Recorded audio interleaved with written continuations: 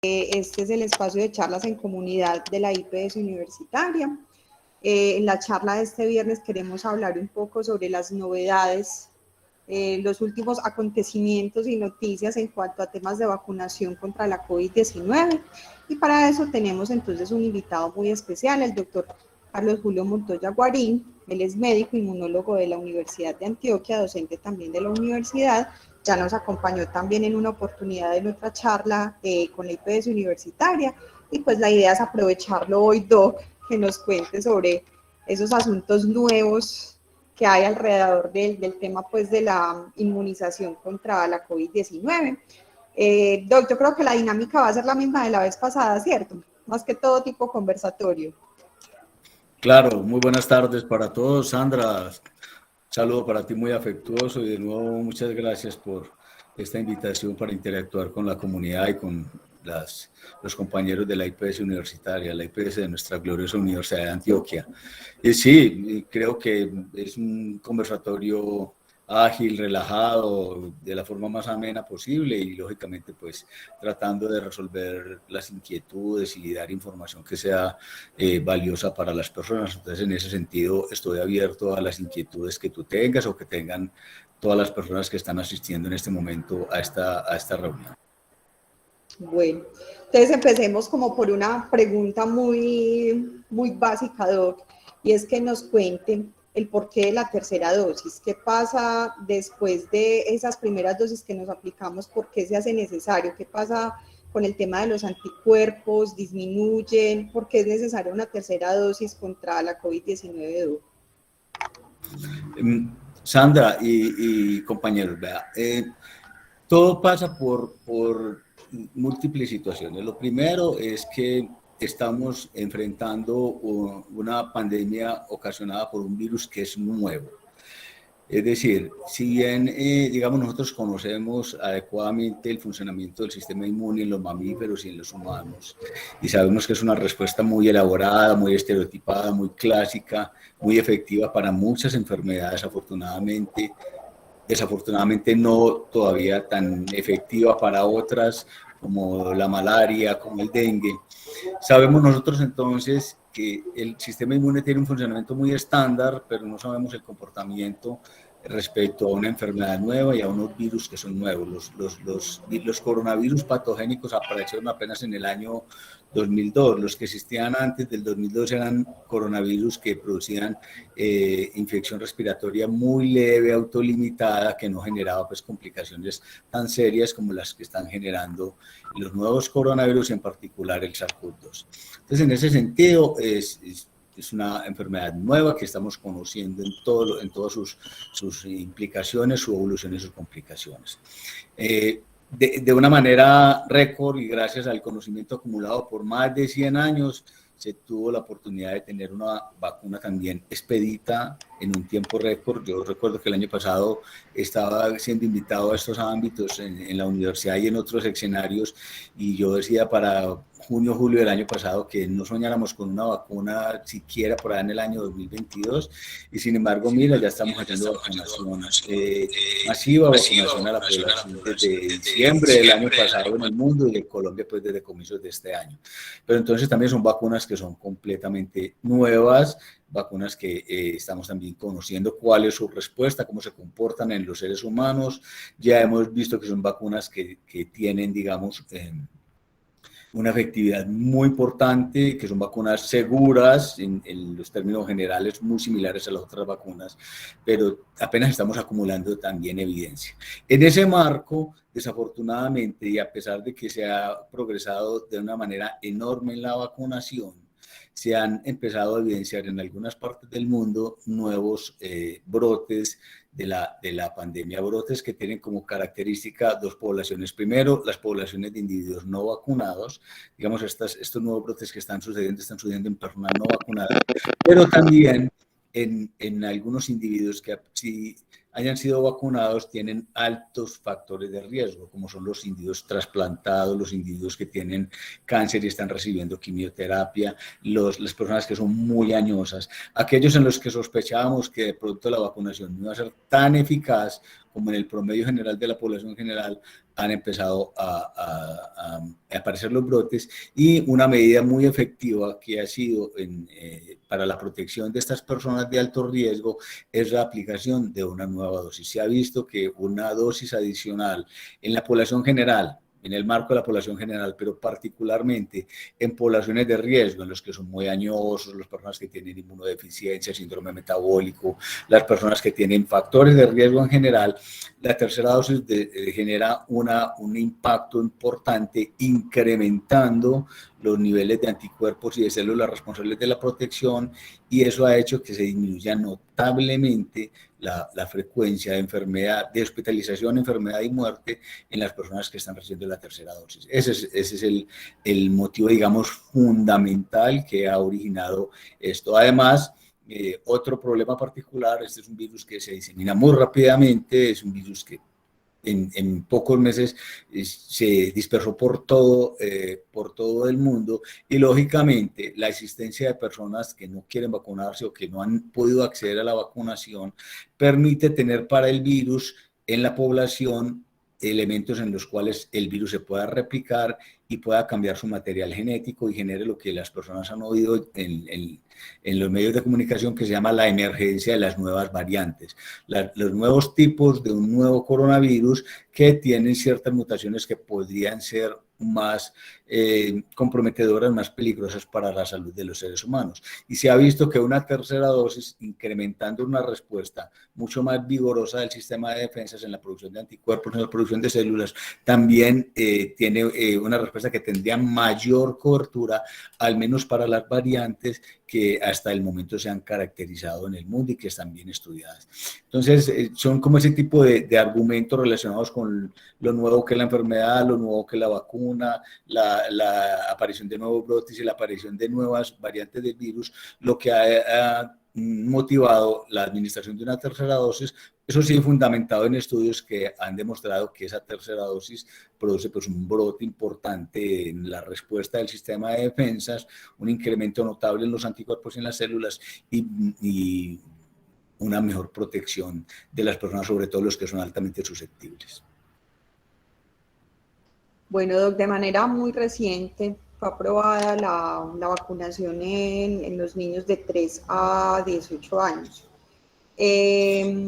¿Por qué, Doc? ¿Por qué se hace necesario si supuestamente es una población que de pronto no está, pues tiene una respuesta mucho más fuerte frente a este tipo de virus? ¿Por qué de todas formas se toma la decisión de protegerlos también a través de la vacunación? Claro, primero por la presión de las sociedades científicas internacionales relacionadas con la pediatría, que reclamaron la vacunación para los niños desde un comienzo. Yo recuerdo aquí en el departamento de pediatría, el jefe, el doctor Contreras, nos decía desde un comienzo: ¿por qué no van a vacunar a los niños? ¿Qué pasa? Por una cosa, y es que, a ver, la información tiene que darse de una manera correcta, transparente y completa.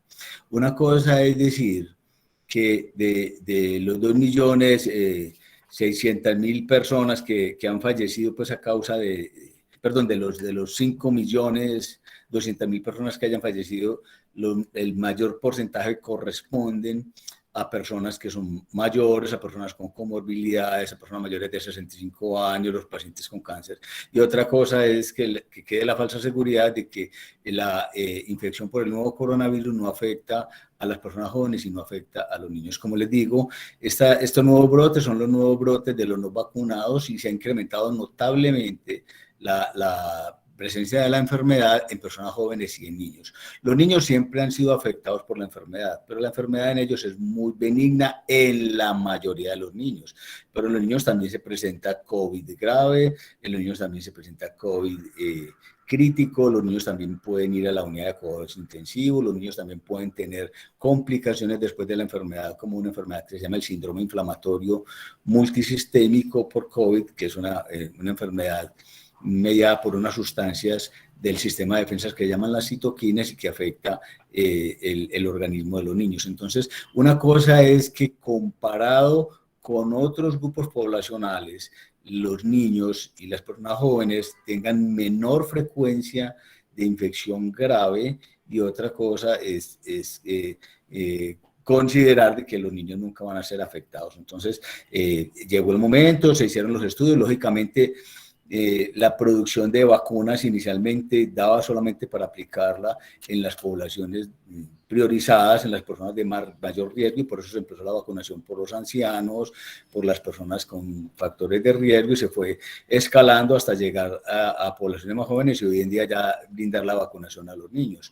Y se espera que lógicamente con la vacunación de los niños también pues, van a evitarse esas evoluciones complejas que no son tan frecuentes como los adultos, pero que también se dan.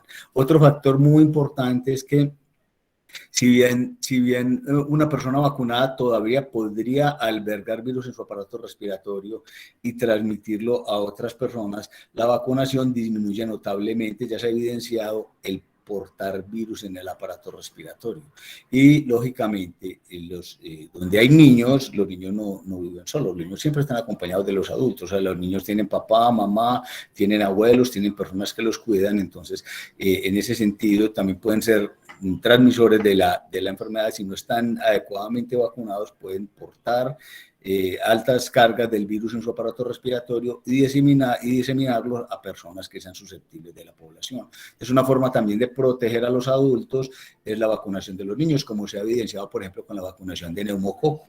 La vacunación de neumococo se empezó en los niños con las vacunas conjugadas y se vio en Inglaterra y en otros países que iniciaron una vacunación sistemática de los niños para neumococo, que se le empezó a disminuir la enfermedad neumocóxica invasiva en los adultos, y eso era fruto de que los niños bien vacunados no portaban los neumococos en su garganta y no los llevaban desde sus guarderías o sus colegios, no se los llevaban a la casa a los padres y a los abuelos, y empezó a disminuir la enfermedad de ellos. Entonces, es también un conjunto de razones relacionadas con que en los niños también se pueda presentar COVID-19 grave, que los niños también pueden tener complicaciones y que lógicamente ellos también pueden actuar en la comunidad como transmisores, perpetuadores del virus, como agentes en los cuales el virus puede mutar, puede generar nuevas variantes, así que vacunar a los niños es una medida importante para la contención de la pandemia, no solamente de la enfermedad en los niños, sino de la pandemia en general. Y una cosa muy importante, mira, que la gente no piensa, lo ve, digamos, como si fuera una extralimitación, una exageración de las medidas de medicina o de salud pública, pero tradicionalmente los niños han sido las personas vacunadas en la comunidad. De hecho, por ser población vulnerable, los niños siempre han sido el objeto del 80-90% de los programas de vacunación. Si uno mira el PAI inicia la vacunación desde el nacimiento. Los niños reciben vacunaciones a los 2, 4, 6, 7 meses, al año, a los 15 meses, a los 18 meses, a los 4 o 5 años, los vacunamos cuando ingresan a la escuela, vacunamos a los adolescentes para virus de papiloma humano entre los 9 y los 16 años. Los niños y los jóvenes han sido vacunados toda la vida. Han sido las personas inclusive que nos han dado todo el conocimiento consolidado que tenemos de vacunación, nos lo han dado los niños a través de los programas. Entonces, no se tiene que ver como una extralimitación, como una exageración o como una medida agresiva de salud pública, sino como el momento oportuno en el cual, después de haber vacunado un alto porcentaje de la población susceptible, que eran los mayores, las personas con todas las comorbilidades, para una infección, que también puede afectar a los niños, ya llegó el momento de vacunarlos. Tuvieron que esperar un poco. Y bueno, ya se llegó el momento, ya están los estudios que muestran que hay vacunas de ARN que son seguras en los jóvenes de 12 a 18 años, ya hay estudios que muestran que vacunas como la vacuna de Sinovac es segura en niños de 3 a 11 años, entonces ya podemos con confianza ir a vacunarlos. Lo mismo que sucedió, por ejemplo, con las embarazadas. Las embarazadas también tuvieron que esperar un momento mientras se vacunaba la población más susceptible y se hacían estudios en los cuales se demostraba que las vacunas eran seguras en las embarazadas, y hoy en día ya tenemos vacunación sistemática para las embarazadas. Bueno, Doc, yo quisiera que nos hablara un poquito del porqué de la combinación de biológicos. ¿Por qué esas terceras dosis suelen ser de biológicos diferentes a las 2 primeras dosis que nos aplicamos? Sí, los esquemas que se están, digamos, promoviendo en el mundo para tratar de incrementar los niveles de anticuerpos y de células en las personas que ya fueron inmunizadas, dan dan la libertad, o sea, la persona puede recibir una tercera dosis del mismo biológico y eso está establecido, digamos, en el protocolo internacional y en los protocolos del Ministerio de Salud. Una persona puede decir, no, a mí me colocaron Sinovac, yo quiero otra vez Sinovac, o me colocaron una vacuna de ARN y quiero una vacuna de ARN.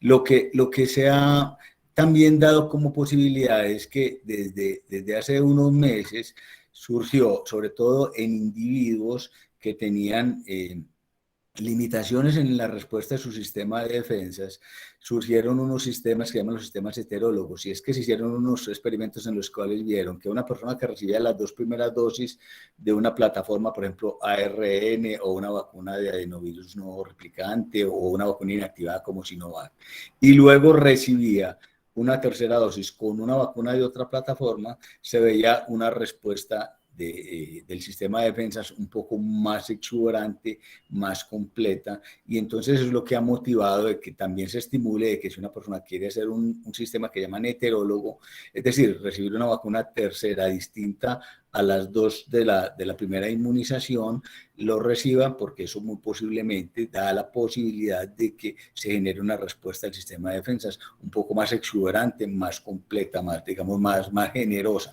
Es complementar cada vacuna de estas, como para que las personas nos comprendan, cada vacuna tiene un sistema de administración de la parte del microorganismo que uno quiere que sea reconocido, lo que en la inmunología llamamos el antígeno. Entonces, cada vacuna tiene una forma particular de suministrar el antígeno. Las vacunas de ARN, pues con ese material genético del virus, llevan la información para el antígeno. Las vacunas de adenovirus, dentro del adenovirus, llevan la información para el antígeno.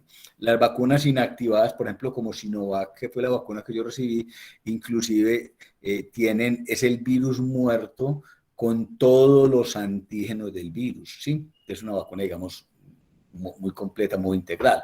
Entonces, en ese sentido, cuando yo utilizo en la tercera dosis una vacuna de una plataforma distinta, puedo estar retando el sistema de defensas con nuevos antígenos que me generen una respuesta más vigorosa y una respuesta más completa.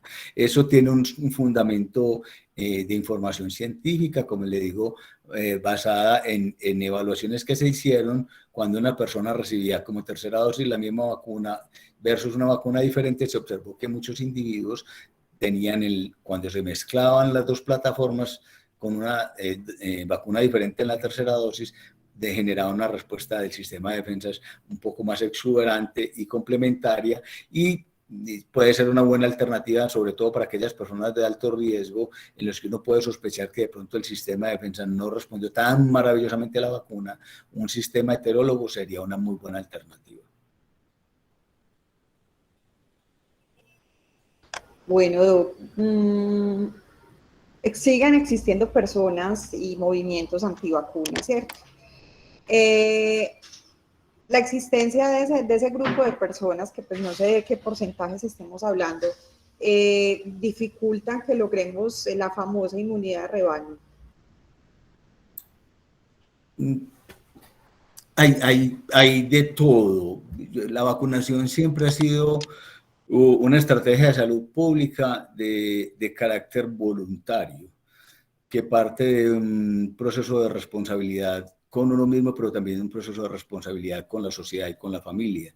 Cuando yo, ante una información tan contundente como la que existe para la vacunación hace más de, sobre todo en las últimas 7 décadas, en los últimos 70 años, con la información que existe, cuando yo decido pues, no recibir una vacuna, es un acto personal, yo sé a lo que le estoy apuntando y los riesgos a lo que estoy corriendo, pero también, lógicamente, cuando hay casos como una pandemia, yo puedo con mis decisiones estar poniendo en riesgo la vida de las demás personas, y es lo que, digamos, las medidas que para estos movimientos, estas personas son restrictivas, es lo que los gobiernos, las sociedades científicas y de salud pública a nivel mundial han planteado, es decir, listo, o sea, usted puede decidir si se vacuna o no se vacuna.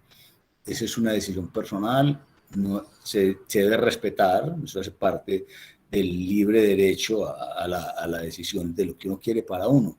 Pero usted no puede poner en riesgo la vida de las personas, entonces usted no puede ir a una discoteca donde el 90% de las personas están vacunadas y pueden haber personas con susceptibilidades y respuestas bajas a la vacunación a llevar el virus y a poner en riesgo a las demás personas. Por eso se va a exigir.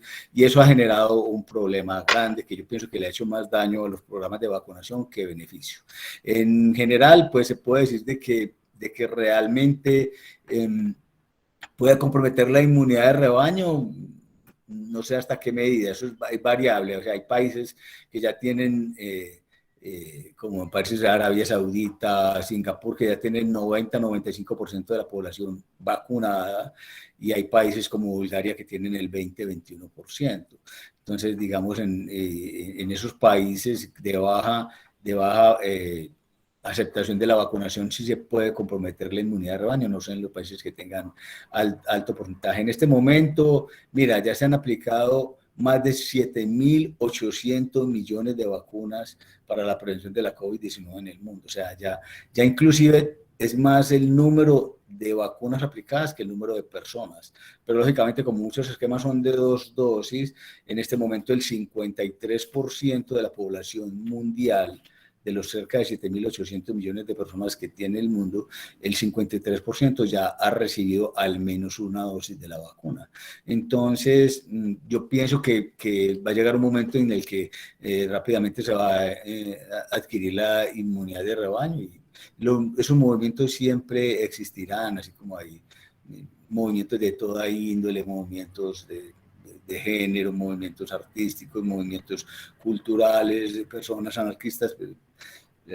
La diversidad en opiniones, en conceptos de la humanidad es supremamente amplio, y eso se tiene que respetar. De pronto lo que va a ser un poco complejo y va a seguir generando roce y va a seguir generando dificultad, es que definitivamente las autoridades internacionales y muchos gobiernos sí entendieron de que esto es algo de carácter público, de carácter social y de responsabilidad general, y entonces van a seguir existiendo restricciones para las personas que no estén vacunadas, porque lógicamente pues no es lo mismo no estar vacunado contra una enfermedad que no es grave a una enfermedad que ha matado a más de 5 millones de personas en el mundo y que ha causado más de 280 millones de infecciones en el mundo. Es una cosa, es algo que nos compete a todos, y una decisión mía puede afectar a otras personas, y en ese sentido, entonces, si yo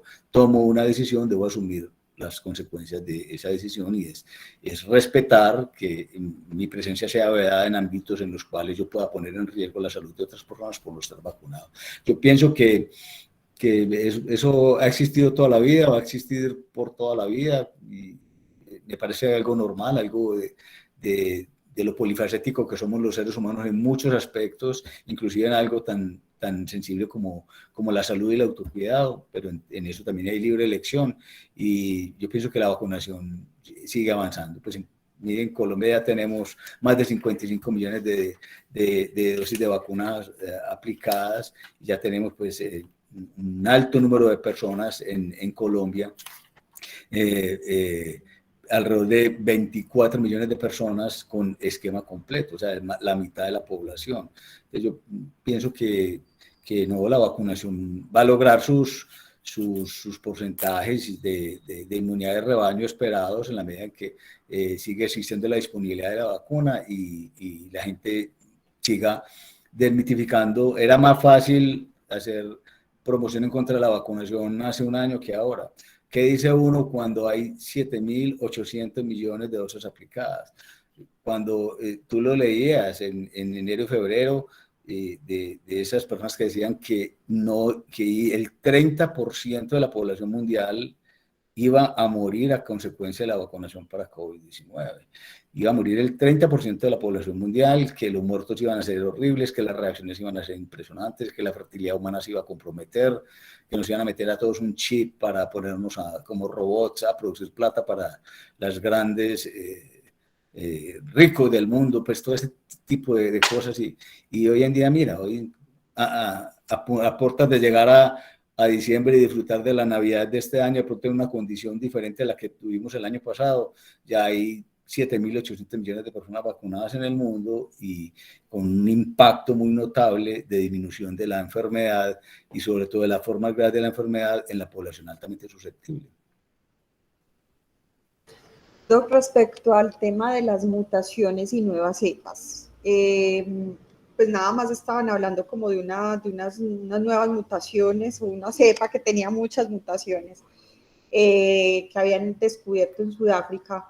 Hay peligro pues de que efectivamente estas nuevas manifestaciones del virus efectivamente ataquen la efectividad de las vacunas, estos cambios en el virus. Es posible que suceda eso.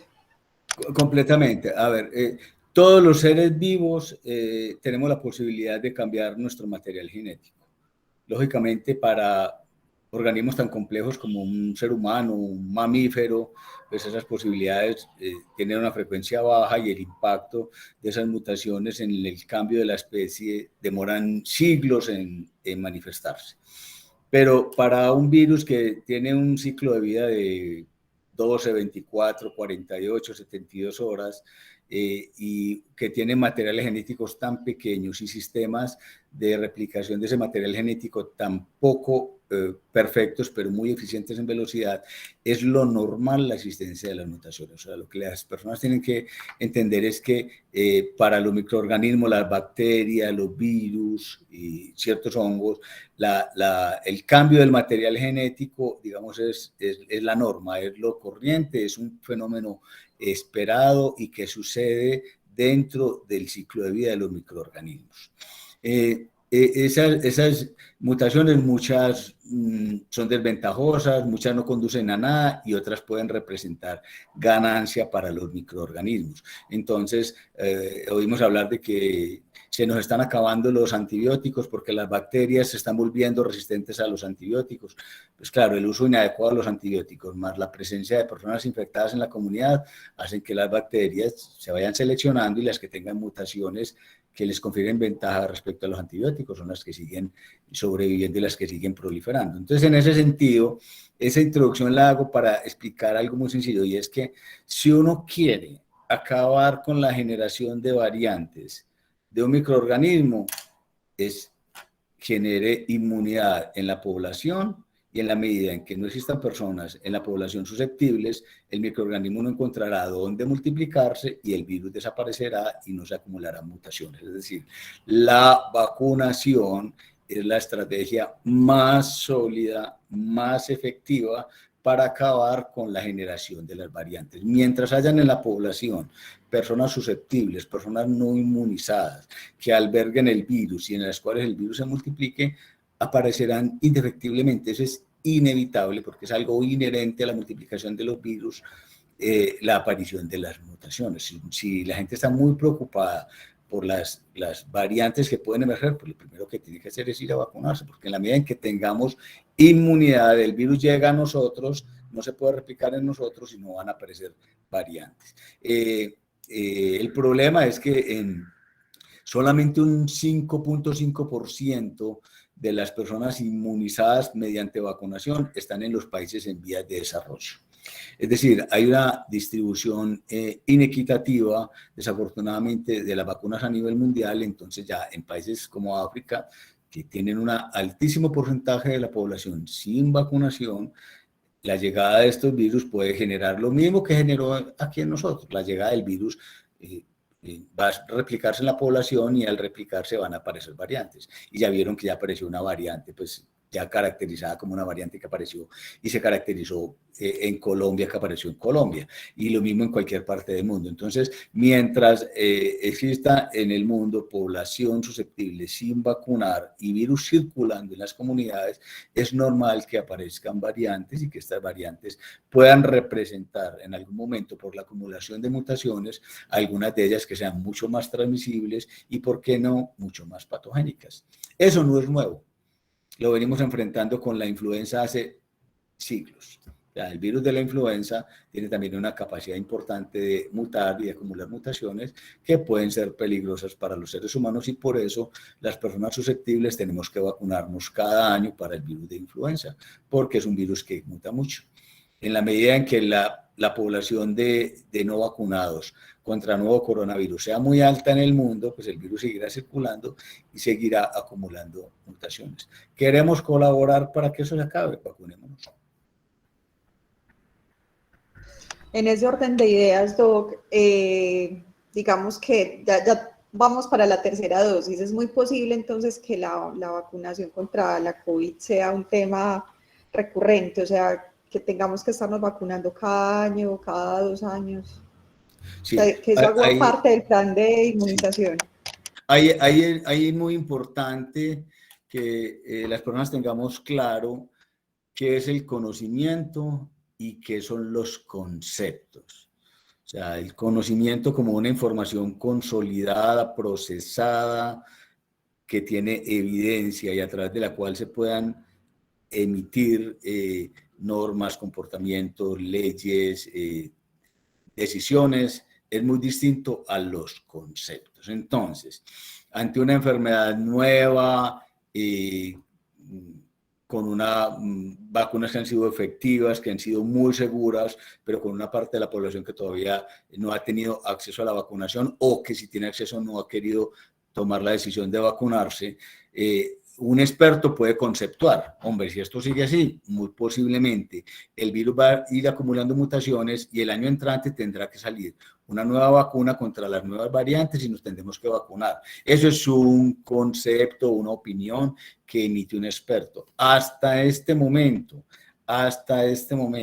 el conocimiento nos muestra que para las variantes de interés y de preocupación que han surgido en el mundo, la vacunación que tenemos disponible es muy buena y tiene una muy buena cobertura, donde un alto porcentaje de eficacia para las variantes que han surgido. Ese es el conocimiento que existe y que le podemos dar a las personas. La tercera dosis no está relacionada directamente con eso, aunque sí se ha visto que genera una respuesta que cubre mucho más efectivamente las variantes. La tercera dosis está planteada más como una medida para los individuos de alto riesgo que tienen unas respuestas de anticuerpos y de células que de pronto podemos pensar que no son las óptimas, darle la oportunidad de un refuerzo. Y en la medida en que haya disponibilidad para las vacunas, pues que tan bueno para toda la gente que quiera. Entonces, que quiera aplicarse, vea que ya abrieron la tercera dosis para población inclusive adultos jóvenes, ¿cierto? Idealmente los que tengan enfermedades de riesgo, que tengan trasplante, que tengan terapias supresoras, pero ya también, inclusive pues para cierta población joven, el que quiera electivamente tener su refuerzo y fortalecer sus defensas contra este nuevo coronavirus, ya también tiene acceso a la vacunación. Pero al día de hoy, la vacunación sistemática que se ha establecido tiene una generación de mecanismos de defensa que, digamos, cubren muy bien las variantes que hasta ahora hemos caracterizado.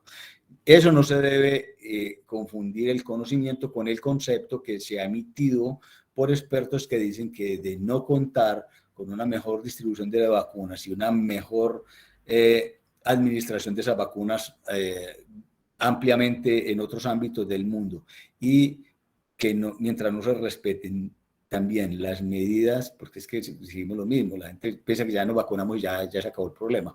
Mientras no sigamos también conservando algunas medidas como el uso del tapabocas, el lavado de las manos, el distanciamiento relativo, mientras no conservemos eso, puede, y es natural que hasta que suceda, que se generen variantes que realmente sí exijan el diseño de una nueva vacuna y que en 1 o 2 años tengamos que ser vacunados contra una variante nueva del virus. Por el momento, eso es una suposición, es un concepto, es algo hipotético, no es algo real. Bueno, yo quisiera empezar a escuchar a los asistentes. Por aquí incluso nos acompaña personal del programa de medicina domiciliaria. Una de ellas es la doctora Diana Patricia, que manifestaba pues que tenía como preguntas al respecto, doctora Diana, que quiere participar.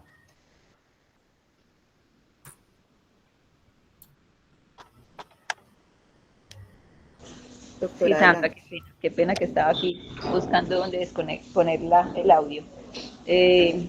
A ver, tenía pues dentro de lo que de duditas tenía, más o menos me la estabas haciendo ahí tú, si se iba a dar como a continuidad más o menos como una influenza, este esquema de vacunación con el COVID, pero ya pues el doctor nos dejó esa claridad que de pronto, basado en expertos a futuro, es de pronto probable, ¿sí?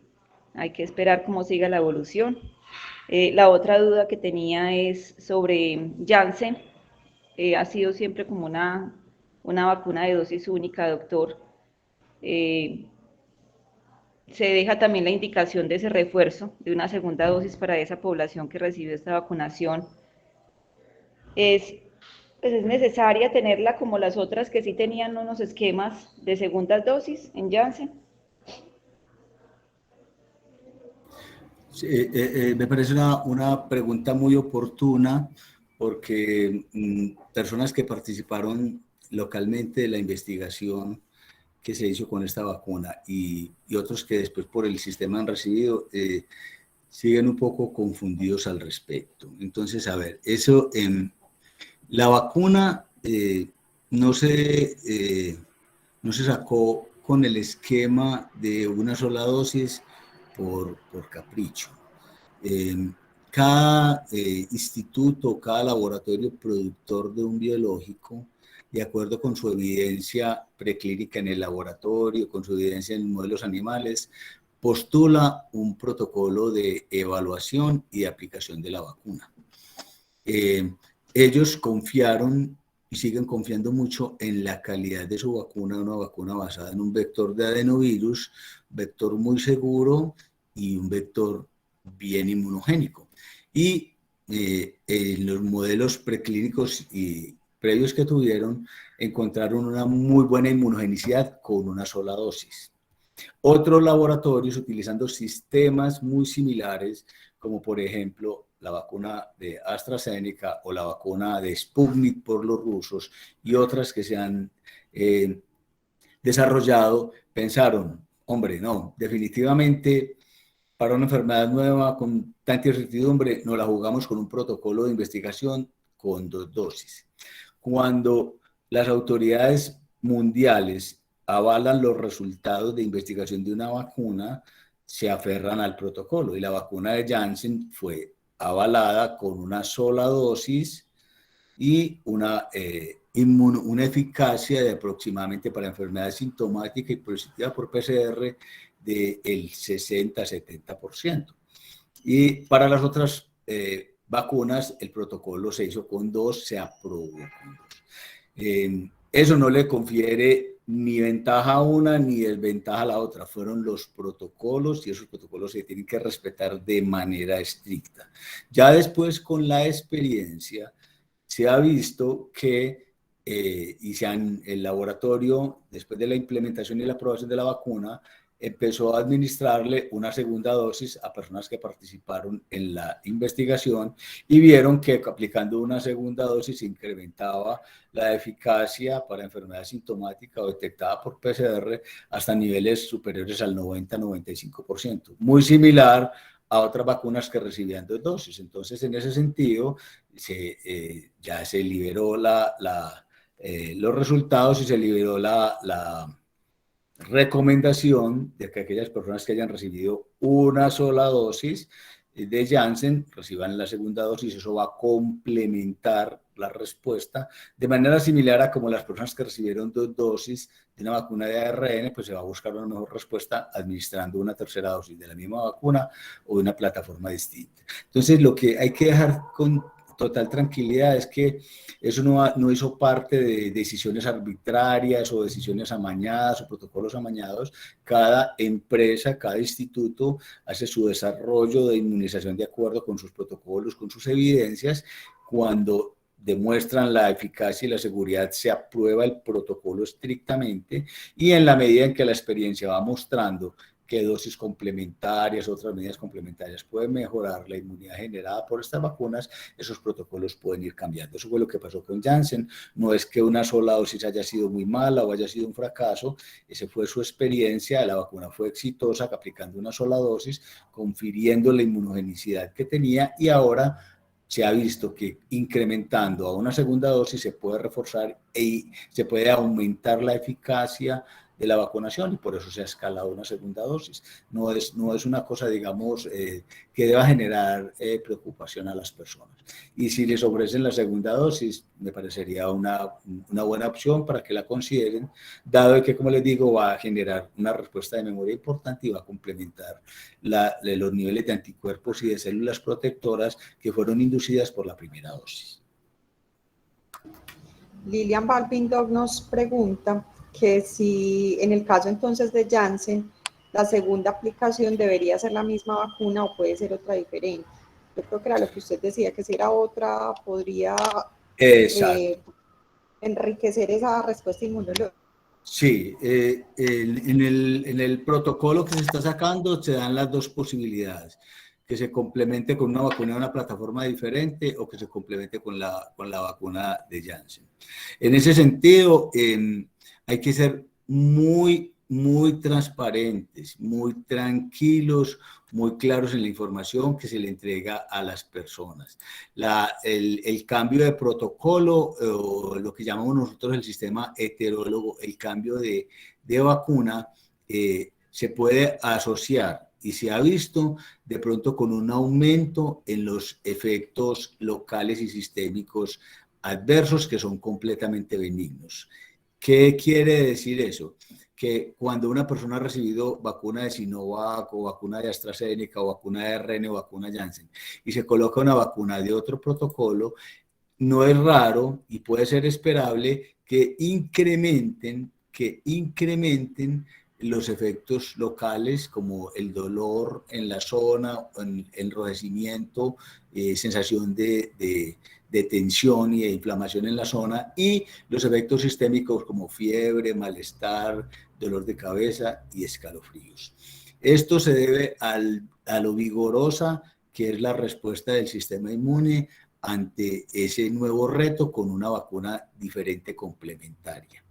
Eso se los explico porque se ha observado a nivel mundial, y aquí localmente ya los amigos, las personas cercanas me están diciendo: uy, ustedes, ¿por qué el ministerio no advirtió eso? No, eso sí se ha comentado, de pronto no ha sido con todo el énfasis y la transparencia. Eso no tiene que generar ni alarma ni preocupación, es decir, el cambio de plataforma de una vacuna de ARN a una de vector viral o una de Janssen a una de ARN puede asociarse con efectos locales y sistémicos 2 o 3 días después de la vacunación más fuertecitos, pero no incrementa, y se ha observado ya en todo el mundo, hay evidencia suficiente, no incrementa las complicaciones graves o la presencia de efectos adversos graves, pero sí puede incrementar las manifestaciones locales y sistémicas a la vacunación. Yo, de una manera un poco, digamos, como jocosa, a algunas personas no les gusta, pero siempre lo hago, y refuerzo en eso, y es que cuando una mamá o un paciente me dice: no, es que yo me apliqué la vacuna y me dio fiebre y me dio mucho malestar, ¿usted por qué no me advirtió? Y yo siempre le respondo de la misma manera, le digo: ¡qué alegría! ¡Aleluya! Eso significa que tu sistema de defensas funcionó. Es decir, las vacunas funcionan de manera similar a una infección, a una respuesta a la infección, pero de manera limitada en el tiempo, muy benigna y sin complicaciones. Pero las vacunas, si despiertan la respuesta de nuestro sistema de defensas, es normal que produzcan inflamación local, es normal que produzcan fiebrecita, es normal que produzcan malestar. Eso está indicando que el sistema de defensas se activó. Yo entiendo que, lógicamente, a ninguno de nosotros nos gusta tener un dolor de cabeza, ninguno de nosotros esperamos sufrir un escalofrío o el malestar general que puede dar una vacuna en las primeras 24 horas. Pero desde el punto de vista inmunológico, yo siento mucha alegría y tranquilidad cuando yo me aplico una vacuna y me genera esas manifestaciones, porque yo sé que está activando mi sistema inmune. Eso es una forma de pronto, no sé si pueda molestar a personas, pero una forma muy coloquial de explicar que lo que yo esperaría para que una persona quede protegida ante el reto con una vacuna es que la vacuna al menos le genere alguito de malestar que está indicando que el sistema de defensa se está activando, que está liberando las sustancias que característicamente producen fiebre, que característicamente producen escalofrío y malestar general, y que son las sustancias que están mediando la respuesta inmune contra la vacuna y que me van a proteger luego de la infección por el microorganismo. Esas son las respuestas que yo les digo que deben tener en cuenta, que al cambiar de plataforma de ARN a un adenovirus de AstraZeneca, a Sinovac o ARN, se pueden presentar con mayor frecuencia. Se ha observado que la respuesta a la tercera dosis en las personas que tienen un buen sistema de defensas puede ser una respuesta un poquito fuertecita y les puede generar los 2 primeros días un poquito más de malestar a lo observado cuando se aplicaron las 2 primeras dosis. Ligia García Doc nos pregunta si una persona adulta mayor con todas las condiciones de comorbilidad y que tiene las 2 dosis con el biológico Sinovac, ¿cuál podría ser una muy buena opción para una tercera dosis? Es una pregunta que yo no quería que me hicieran, porque yo tengo Sinovac y yo voy a ir el lunes o martes a aplicarme. Entonces, a ver, mire, si nosotros miramos el protocolo internacional y lo que acogió el Ministerio de Salud en Colombia, realmente esa persona puede recibir cualquiera, puede recibir Sinovac o puede recibir una vacuna de AstraZeneca o puede recibir una vacuna de ARN. Si la persona tiene todas las comorbilidades y tiene, pues, digamos, una persona con años y factores de riesgo, yo de una manera, digamos, amistosa, le sugeriría que ojalá tratara de cambiar de plataforma, porque precisamente yo creo en la ciencia, creo en la investigación y los estudios han mostrado que en personas con alto riesgo de una infección por el nuevo coronavirus, el utilizar una plataforma distinta puede generar una respuesta del sistema de defensa, del sistema inmune, un poco más completa, un poco más exuberante.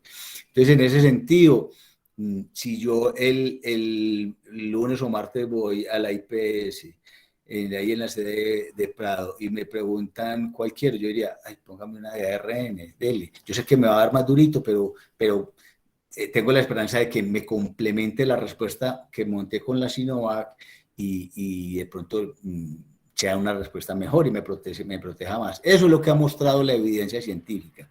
De pronto que son respuestas un poco más fuertecitas, más completas, y por eso se han estimulado los sistemas heterólogos. Pero también, si ese día me dicen, no quedo sino Sinovac, señor Carlos Julio, no le pongo, venga, póngamela. O sea, los sistemas homólogos también son buenos. Yo, por ser una persona de alto riesgo con comorbilidades, ya de una manera muy respetuosa le sugeriría que mirara la posibilidad de elegir una vacuna diferente, en particular una vacuna de ARN, que son vacunas de una muy buena inmunogenicidad, vacunas potentes y vacunas seguras. Va a tener un poquitico de malestar 1 o 2 días, pero creo que podría complementarle el excelente trabajo que hizo la vacuna de Sinovac, que ha sido una vacuna que ha demostrado una muy buena respuesta inmune. Con todo el gusto, Ligia. Por aquí nos dijo que muchas gracias. ¿Quién más de los asistentes desea participar y hacer alguna pregunta al doctor Carlos Julio? Entre tanto, yo le voy preguntando de qué depende la definición de los picos. ¿Por qué dicen se espera o se proyecta un pico de contagios para noviembre? O sea, ¿cómo se hacen esas proyecciones y qué factores son los que entran en juego para definir los momentos en los que puede entrar en pico nuevamente los contagios? Sí, en enfermedades de tanta importancia y tanta sensibilidad para la población, para la comunidad en general, son enfermedades que son altamente vigiladas. Entonces hay, así como en Colombia, el Instituto Nacional de Salud, el Ministerio de Salud y Protección Social tiene sus instancias dedicadas diariamente a establecer cuántas personas son diagnosticadas, cuántas pruebas se realizan, qué porcentaje de las pruebas realizadas son positivas, cuántas personas están en UCI, cuántas personas han fallecido. Es un seguimiento permanente del comportamiento del número de casos en el ámbito local y en el ámbito mundial, el que permite a los expertos en epidemiología predecir cuándo puede ser posible que un nuevo pico se establezca. Entonces, eso es como cuando uno está en la montaña y ve que por allá a lo lejos está empezando a caer una roquita y que a los 30 metros ya viene un bultico de tierra, que a los 100 metros ya va la avalancha y uno dice, es de una manera similar. Ellos viendo el comportamiento en el número de pruebas realizadas todos los días y en el número de casos diagnosticados, empiezan a observar cómo se va aumentando la transmisión y la circulación del virus en la población, y eso les permite predecir cuándo podría ser factible que haya un nuevo pico, si va a ser en noviembre, en diciembre, o si realmente no va a haber un nuevo pico. Entonces son los sistemas de vigilancia, son sistemas de vigilancia bastante complejos, que están de manera, además que no es solamente vigilancia del tipo de número de casos y de pruebas, sino también vigilancia molecular. Continuamente se están haciendo evaluación de los virus, de las personas que son diagnosticadas, se toman los virus y se va haciendo secuenciamiento y se van viendo también cómo van evolucionando las mutaciones y los cambios y cómo va mejorando, digamos, entre comillas, la malignidad, la patogenicidad, es un término muy médico, me perdonan la palabra, pero la patogenicidad de los virus, cómo va evolucionando de acuerdo con las mutaciones, lo que también permite predecir que puede haber un pico en un mes, en 2 meses, en tantos meses. Son sistemas bastante complejos y completos para predecir la presencia posible de esos nuevos picos de la infección. Doc, bueno, por aquí nos escribe Olga, vamos a ver qué nos está preguntando. ¿El tiempo establecido de 6 meses entre la segunda y tercera dosis de la vacuna puede variar? Inmunológicamente, sí. Realmente también se hace con criterios epidemiológicos, de sistema de salud, de disponibilidad de vacunas, de número de población beneficiada versus número de vacunas disponibles. Entonces, decir que los menores de 49 años debe transcurrir 6 meses entre la segunda dosis y la tercera, y que mayores de 50, 4 meses, obedece más a ese tipo de políticas relacionadas con número de población a beneficiar, número de lotes de vacunas disponibles, sistema de salud disponible para aplicar las vacunas. Es más relacionado con eso. Inmunológicamente, yo les podría decir que una persona que se vacunó hace 1 o 2 meses con la segunda dosis, inmunológicamente ya podría recibir la tercera si es una persona de alto riesgo y quiere tener el acceso y tiene la posibilidad de acceder a la tercera vacuna. Eso podría variar a futuro en la medida en que ya la más población vaya accediendo a la vacunación, sea menos el número de personas candidatas a vacunar y una amplia disponibilidad de biológicos. Se podría decir en un futuro, venga, ya las personas que antes se vacunaban a los 6 meses, pues ya podemos bajar a los 3 meses, ya tenemos suficientes dosis, ya menos población por vacunar, bajemos a 3 meses, no habría ningún problema. Lo mismo que sucede con la política de disminuir de 3 meses a 1 mes la persona que tuvo una infección, que tuvo COVID-19, una infección por el nuevo coronavirus, antes debía esperar 3 meses entre el momento pues, del diagnóstico y la aplicación de la vacuna. Eso ya se bajó a 1 mes, lógicamente. Como le digo, son medidas de salud pública que tienen parte estratégica, parte política, parte de recurso humano, parte biológico disponible, lo que va moldeando ese tipo de decisiones. Inmunológicamente se podría aplicar, después de 28 o 30 días, se puede aplicar la tercera dosis. Bueno, Doc, y ya para terminar, estas pruebas de anticuerpos, Doc, ¿cómo deben leerse? qué resultados deben preocuparnos o pueden dejarnos tranquilos en cuanto a esas pruebas. La mejor forma de leer las pruebas de anticuerpos, Sandra y compañeros, es leer las recomendaciones internacionales que dice que de manera sistemática ninguna persona debe ser sometida a valoraciones de anticuerpos. La respuesta inmune es un universo enorme, es medir la potencia que tiene un ejército, caracterizando cuántos soldados que hacen vigilancia afuera de una estación de policía tienen casco. Yo pienso que la fuerza de un ejército se mide por cosas supremamente complejas y grandes y no relacionadas con 2 o 3 personas que tengan casco afuera de una estación de policía. Lo mismo sucede con el sistema inmune. La respuesta inmune es una respuesta muy vasta, muy compleja, muy heterogénea, que comporta el compromiso de múltiples células, de múltiples proteínas.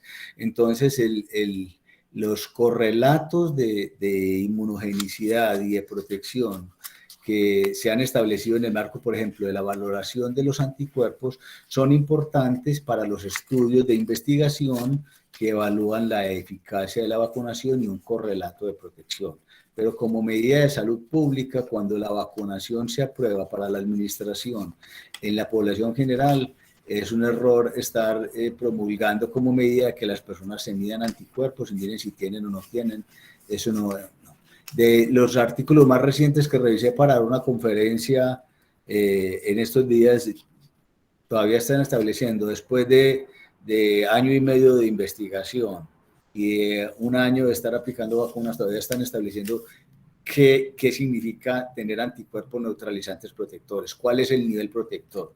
Eso no se conoce y ya tenemos 7.800 millones de personas vacunadas y ya se ha visto el impacto enorme de la vacunación en disminuir la frecuencia de enfermedad y de enfermedad grave en la población más susceptible. Entonces, esos son correlatos, eso no se debe, pues, en mi concepto y el concepto de la gran mayoría de las personas, eso no se debe hacer, eso pertenece a los protocolos de investigación de los laboratorios y de los institutos cuando están desarrollando las vacunas para demostrarle a las instituciones de control especializadas, a la FDA, a la Agencia Europea de Medicamentos, para demostrarle al INVIMA que una vacuna tiene un correlato de protección, le muestran los títulos de anticuerpos que midieron en la población vacunada. Pero realmente la eficacia de la vacunación, cuando se aplica masivamente como una medida de salud pública, se mide es por el número de personas vacunadas que se infectan, por el número de personas vacunadas que se hospitalizan, por el número de personas vacunadas que se mueren, versus el número de personas no vacunadas que se infectan, que se hospitalizan y que se mueren. Y en eso la información es absolutamente contundente. La vacunación tiene un impacto positivo y muy notorio en la evolución clínica de la infección por el SARS-CoV-2 en las comunidades, un efecto protector innegable, altamente benéfico, y eso es realmente lo que importa. Si uno fuera a medir realmente en cada persona la respuesta del sistema de defensas a la vacunación, mi estimativo, así medio paisa, sería más o menos de unos 25 a 30 millones de pesos por persona para evaluar la respuesta inmune a la vacunación, para medirle entonces la producción de anticuerpos neutralizantes, de anticuerpos opsonofagocíticos, para medirle los linfocitos TCD4 y CD8, tanto efectores como de memoria. O sea, mira, esto sería una cosa de nunca acabar. Esas cosas lo hacen los laboratorios, en los grupos pequeños de investigación, demostrando cómo trabajan las vacunas. Pero ya cuando se aplican a nivel poblacional, es un error medir anticuerpos, es un error medir correlatos de inmunogenicidad. Realmente la demostración de la efectividad de las vacunas la da la frecuencia de la enfermedad sintomática y comportamientos graves en la población general. E insisto, que los resultados son absolutamente abrumadores del impacto benéfico que tiene la vacunación en la prevención de las formas graves de la enfermedad, la hospitalización y la muerte por el nuevo coronavirus. Nos queda muy claro, Doc, toda esta información que nos comparte el día de hoy. De todas formas, pues le agradecemos demasiado, Doc, toda esta información, toda esta orientación tan clara respecto a estas últimas novedades, respecto a la vacunación y todo el tema de inmunización frente a la COVID-19. Te agradezco muchísimo, agradezco también a todos los participantes que nos acompañaron en esta tarde. Y bueno, Doc, espero poderlo tener por aquí en el 2022 nuevamente. Pero por supuesto, espero que nuestra IPS universitaria no siga utilizando a los profesores de la facultad, que con tanto cariño y esperanza vemos el crecimiento de esta maravillosa IPS y que estamos dispuestos a apoyarlos en todo lo que necesite para hacer la mejor IPS del país. Que yo creo que ya es. Muchísimas gracias. Claro que sí. Con Ojalá, mucho gusto. qué rico. Nos falta todavía acreditarnos y en esas estamos. Muchísimas gracias a todos. Vamos para esa porque es una institución de altísimo nivel y que ha tenido un crecimiento exponencial, no solamente pues en tamaño, sino en calidad. Pienso que la IPS universitaria ya se está posicionando como uno de los centros más importantes de atención a la salud del país y para la región pues es innegable y yo pienso que vamos a tener la acreditación y vamos a estar felices y orgullosos celebrando ese logro para la IPS y para la universidad. Qué maravilla. Emil se levantó la mano. Claro, adelante, Milsen. No, era para darle las gracias, doctor, por la conferencia. Nos, pues, muy alimentadora pues, para tantas dudas que uno tiene con las vacunas. Le agradezco mucho. Con muchísimo gusto y repito de nuevo el agradecimiento a ustedes por invitarme y espero que en el 2022 de nuevo estemos compartiendo estos espacios. Un abrazo para todos. Gracias, doctor. Hasta luego. Bueno, feliz tarde para todos. Muchas gracias, Doc. Muchas gracias y bendiciones. Listo, Doc. Mil gracias por participar. Que estén muy bien y feliz descanso, feliz fin de semana. Gracias para todos, igualmente. Muchas gracias.